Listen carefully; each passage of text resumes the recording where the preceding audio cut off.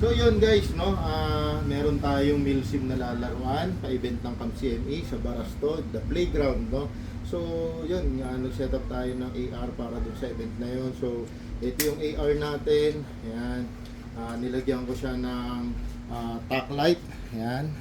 Tapos tack light na may laser, no. So ito yung switch niya.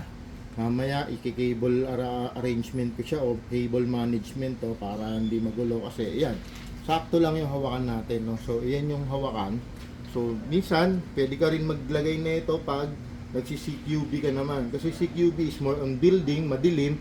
So ito yung sample, kasi ito may dot, so 1, so ito yung tack light natin, tapos ito yung 2 tack light and laser yan, ayun, no? Makikita nyo, ayun, no? May laser na pula, ayan, may red dot laser siya, no? Ayan. Ayan, pwedeng hindi kita yan dyan, pero ito, sample, ito yung tack light na may laser, ayun yung laser, oh. Kita ba yung laser? Kita. Ayan. So pwede rin siya dyan, ayan, no? Yung building, madilim siya, pero ayan, kita mo siya, no? Tapos yung laser at the same time, ayun, kita mo rin siya. Ngayon, ito yung tack light natin. Yan, mas maliwanag siya. So, pwede siyang pambulag. Yan. So, yun. Buhay na buhay ka na, no? Si tack light, pwede pambulag, ganyan.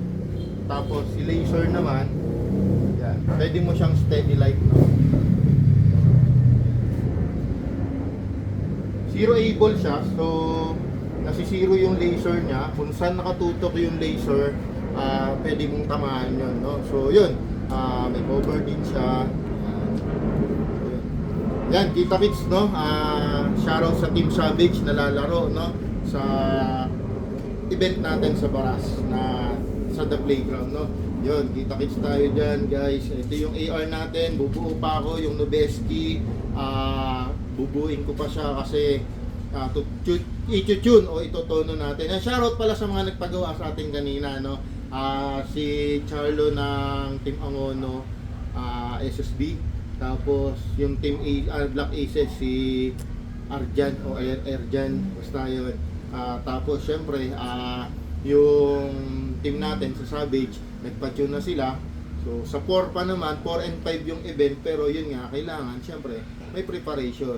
Tulad dyan ngayon, nagpe-prepare na kami, lalo especially sa unit kasi may limit, so mag-iigpit sila, kailangan pasukan doon sa limit na sinet up nila, no? Yun nga, merong night game. So night game, kailangan natin to, di ba?